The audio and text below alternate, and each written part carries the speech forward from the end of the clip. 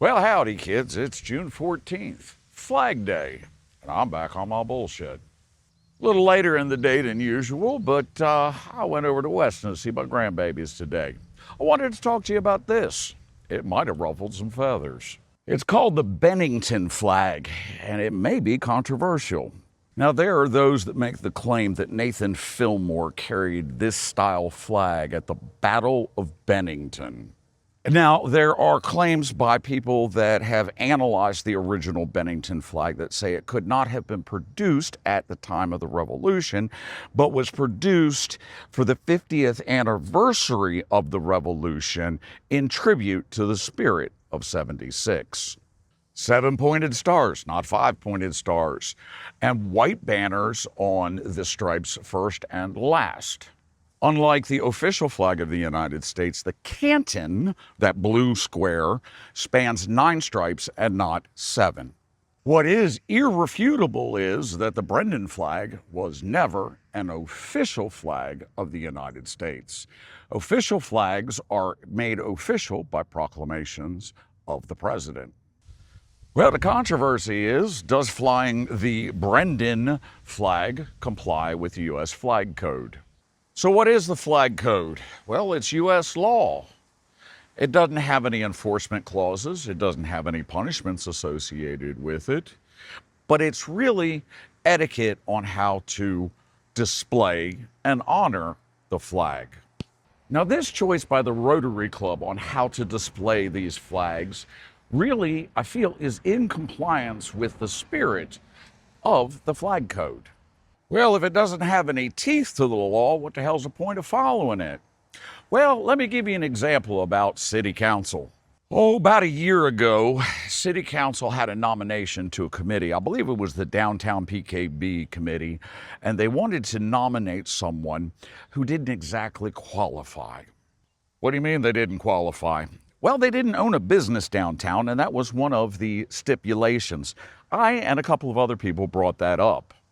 After a wee bit of back and forth amongst the councilors, the representative from District 2, Sharon Cool, in her official capacity as a city council person, asked the city attorney that if they approve her, even though she's not qualified, quote, what are the repercussions, end quote. The city attorney replied there really weren't any repercussions or consequences for it, so they went ahead and fucking did it anyway.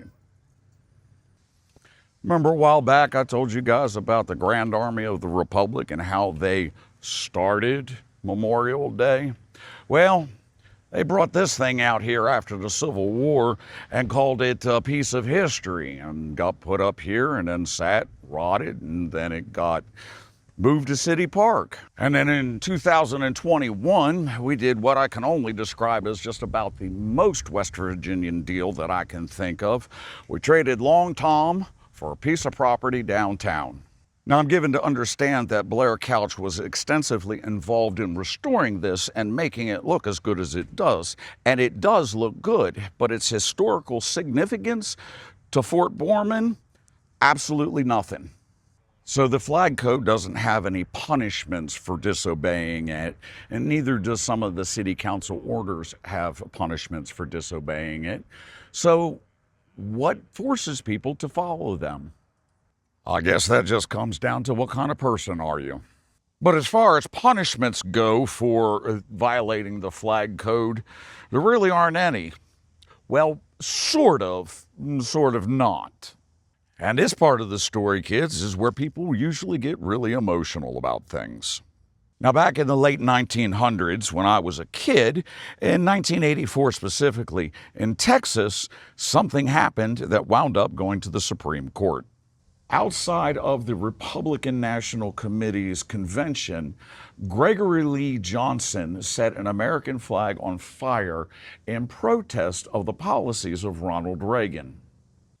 Texas arrested Greg on a statute that prohibited the desecration of venerated objects. To venerate something means to honor or hold sacred to age, character, or historical association. So by the time it reached the Supreme Court in Texas v. Johnson in 1989, there was a 5-4 decision where the court struck down a Texas law that criminalized flag desecration. Justice William Brennan wrote that society's outrage alone is not justification for suppressing free speech. Well, the U.S. Congress didn't cotton to that idea.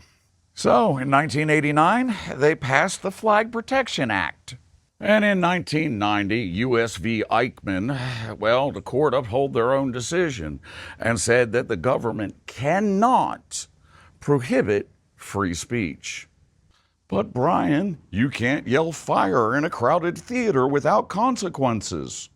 That's where intent to do harm by speech comes in and is not protected speech. Well, if that theater happens to be on fire, somebody better shout fire because otherwise it's fucking negligence.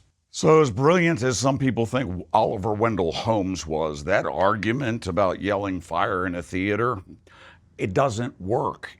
Do I like flag burning? I do not.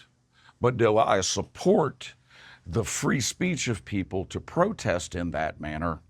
6 days a week I do, and twice on Sunday. So does flying the Brendan flag alone without the official American flag superior to it violate the flag code? I think it does.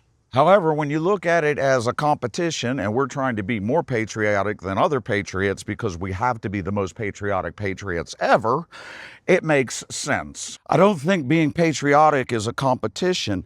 I don't think patriotism is the flags that you wave or the icons that you display, the buntings on your railings. It's the actions that you perform. And you guys, I want you to take care of yourselves. I want to take care of your neighbors. And I want you to do good things for the people of our country. That's what I think patriotism is. I love you, kids, and I'll talk to you soon. Bye.